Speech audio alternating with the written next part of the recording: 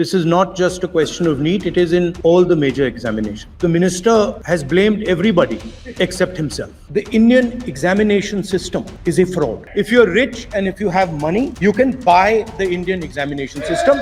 मैं उनकी निर्णय से यहाँ उत्तर दे रहा हूँ सदन को। बाकी ये कहना, उसमें एक बिल था, prohibition of unfair practice bill 2010, जिसके उद्देश्य एजुकेशन इंस्टीट्यूशन में माल प्रैक्टिस को बंद करना। सर, मेरे सरकार की हिम्मत है, अभी हमने पब्लिक एग्जामिनेशन की रेगुलरिटीज में बिल लाए, कानून बनाए। क्या मजबूरी था कांग्रेस पार्टी की? क्या मजबूरी था नेता प्रतिपक्ष की? उन्होंने उस बिल को उल्टा किया, किसके दबाव में उल्टा किया? Speaker sir, it's obvious to the whole country. It's obvious to the whole country that there is a very serious problem in our examination system. This is not just a question of NEET, it is in all the major examinations. Now, the minister has blamed everybody except himself. Right? I don't even think he understands the fundamentals of what is going on here. आप प्रश्न क्या है आपका?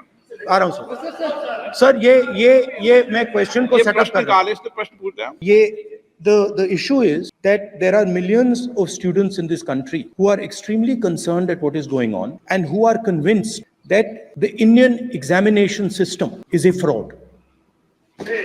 That is what is at stake here. Millions of people believe that if you are rich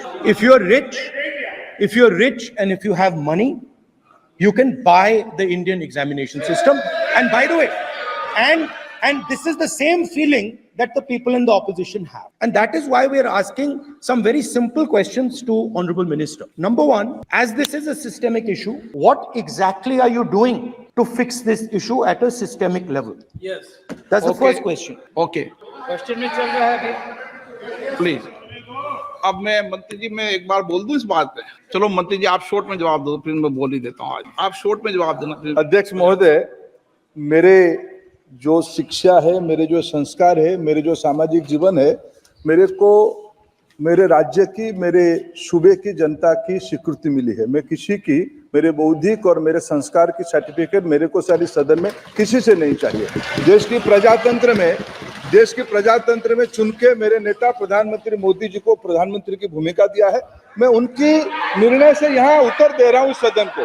बाकी ये कहना, चिल्लाने से सच झूठ नहीं हो जाएगा साहब। ये जो कहा गया, देश की अभी की एग्जामिनेशन सिस्टम रबिश है सर। इससे दुर्भाग्यजनक बयान देश की नेता प्रतिपक्ष का कुछ नहीं हो सकता है सर। मैं कठोर शब्द से इसको निंदा करता हूँ।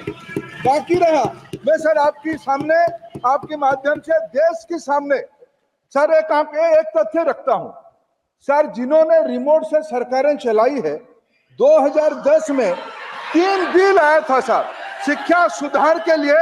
उन्हीं की पार्टी के नेता आदरणीय कपिल सिब्बल साहब 3 बिल लाए थे। उसमें से एक बिल था एजुकेशन, उसमें एक बिल था prohibition of unfair practice bill 2010, जिसके उद्देश्य एजुकेशन इंस्टीट्यूशन में माल प्रैक्टिस को बंद करना।